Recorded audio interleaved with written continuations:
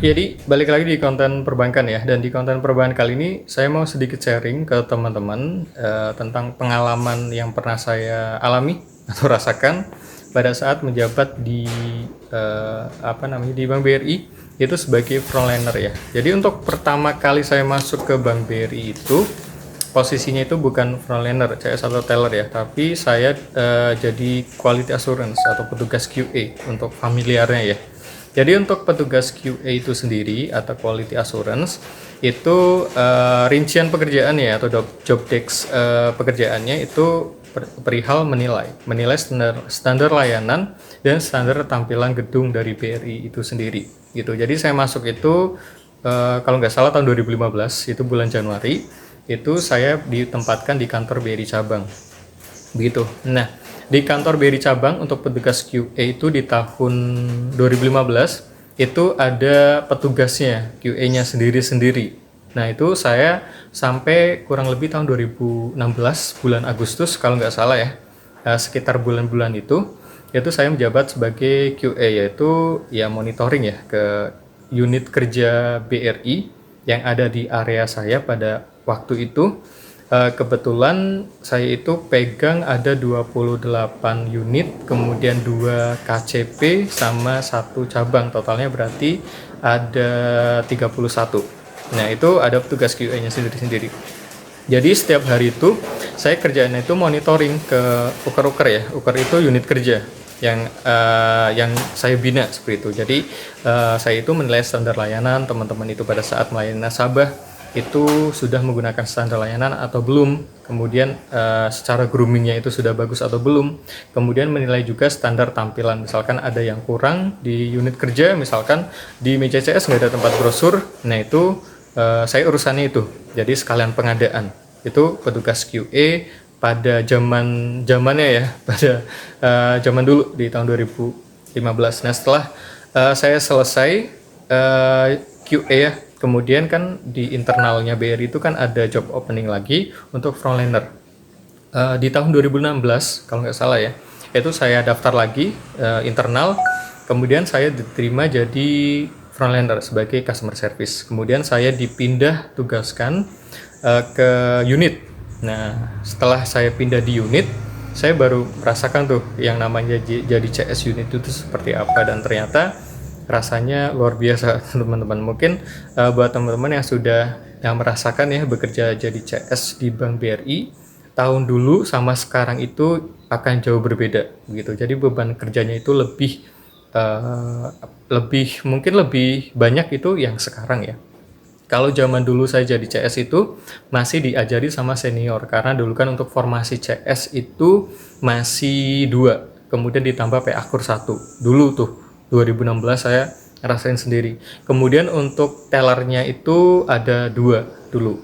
Tapi kebetulan saya posisinya jadi CS ya. Jadi CS itu ya pekerjaannya melakukan pembukaan rekening, kemudian intinya melayani nasabah simpanan maupun pinjaman. Kalau pinjaman itu kita membantu mantrinya itu untuk mencairkan pinjaman, seperti membantu cetak-cetak SPH segala macam, kemudian menelpon nasabah untuk datang, kemudian tanda tangan dan lain sebagainya. Itu. Tapi lebih kompleksnya itu pekerjaan memang sebagai CS ya. Kalau teller itu nggak terlalu gitu. Apalagi kalau CS unit itu pasti pulangnya malam, nggak mungkin pulangnya gasik untuk saat ini gitu. Nah, singkat cerita, setelah saya jadi CS itu sampai tahun 2019. Kemudian saya memutuskan untuk resign. Nah, kenapa sih resign? Pada saat itu saya jadi CS tunggal gitu. Walaupun pada saat itu tuh 2019 itu masih ada PA-Kur, tapi untuk beban pekerjaan CS di tahun-tahun itu udah lumayan tidak mengenakan pada saat itu ya. Karena saya CS sendiri kadang pekerjaannya itu yang nggak akan selesai gitu. Kalau kita mau selesai ya kita daftar mantri ataupun memutuskan untuk resign gitu. Jadi itu tuh sedikit kayak cerita pada saat saya itu jadi CS, tapi saya tidak akan menjelaskan panjang lebar ya gitu. Ini saya menceritakan pengalaman saya aja di Bank BRI. Tapi selama di Bank BRI waktu saya jadi CS itu saya banyak menyerap ilmu ya. Jadi ilmu dari perbankan BRI itu saya tuangkan di YouTube ini begitu. Jadi buat teman-teman, jadi saya itu nggak pernah pelit untuk menginformasikan atau update informasi tentang produk-produk BRI, baik itu produk mungkin simpanan, investasi, ataupun sharing seperti ini gitu. Tapi buat teman-teman yang ingin daftar jadi frontliner BRI, disiapkan mentalnya ya, karena akan berbeda beban pekerjaan ya begitu sih. Dan titip pesan buat nanti kalau misalkan teman-teman itu jadi FL di BRI, ini kan statusnya magang ya, kalau dulu kan kontrak. Jadi ya siap-siap mental aja sih, dan harus belajarnya itu harus cepat begitu. Nah, setelah saya memutuskan resign dari CS di Bank BRI tahun 2019, saya tertarik untuk masuk ke kontak BRI, jadi agent call center seperti itu. Yaitu saya tahun 2019 akhir sampai 2020 akhir, itu hampir setahun saya di kontak BRI sebagai agent kartu kredit yang menerima panggilan telepon ya, misalkan ada nasabah kartu kredit yang mau aktivasi, kemudian permintaan PIN, mau cek limit, kemudian mau ubah transaksi menjadi cicilan BRING ya, dan lain sebagainya. Itu saya masuk di kontak BRI jadi agent kartu kredit. Kemudian saya dipindahkan ke sosial media BRI atau sosmed BRI ya. Saya pernah pegang SMS BRI channel ya. Kemudian email BRI juga saya pernah pegang. Ada beberapa juga yang teman-teman saya di situ tuh pegang chat Sabrina seperti itu.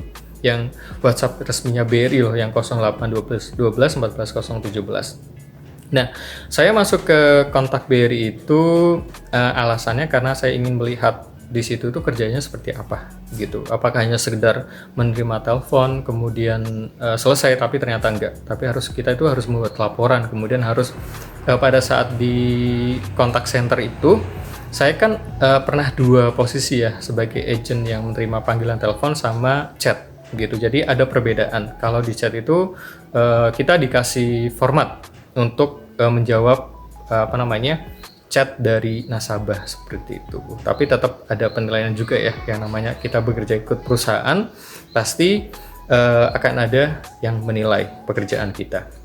Nah, itu kurang lebih 1 tahunan saya di kontak BRI ya. Lumayan lama sih waktunya, karena untuk di kontak BRI itu kan kerjanya shifting ya. Jadi kerjanya itu tidak office hours, tapi pakainya shifting ya. Untuk cowok biasanya shiftnya itu malam atau sore itu sampai pagi biasanya, atau mungkin berangkat jam 10-9 malam sampai jam 7 pagi di situ. Kalau misalkan teman-teman tertarik di kontak BRI ya silakan daftar aja biar jadi agent call center ya di Bank BRI. Nah, setelah saya memutuskan untuk resign kembali ya di kontak BRI, saya masuk lagi, tapi lewatnya yaitu PKSS ya, dari Semarang. Untuk posisi saya sekarang balik lagi menjadi QA gitu, tapi untuk sekarang kan namanya SQ atau Service Quality ya. Pekerjaannya sama, menilai standar layanan, kemudian standar tampilan gedung BRI yang tiap bulan itu harus kunjungan sebanyak 2 kali. Kemudian kalau saya pribadi sebagai penilai itu kan harus paham dulu ya untuk poin-poin penilaiannya itu apa aja, apalagi yang saya nilai itu orangnya itu apa sih, yaitu CS, teller, sama satpam. Kemudian tampilan gedungnya juga, dari fasad luar gedung, kemudian dari toilet nasabahnya, kemudian e-channel atau galeri ATM, banking hall, kemudian ruang arsip itu kan masuknya ke fasad ya, luar gedung atau tampilan, atau dikatakan kayak premises gitu.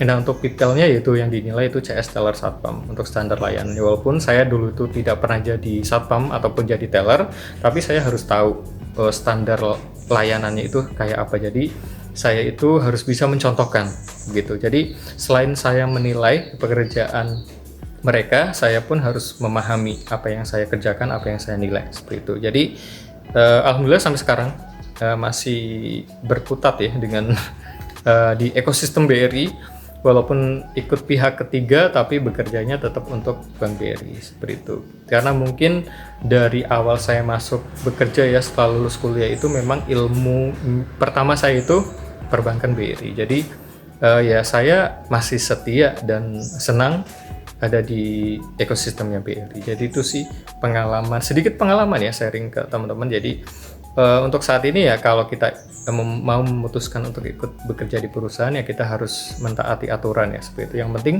buat saya pribadi dan nitip pesan ya ke teman-teman yang masih bekerja di perbankan, khususnya di Bank BRI, tidak boleh berkasus, itu yang pertama.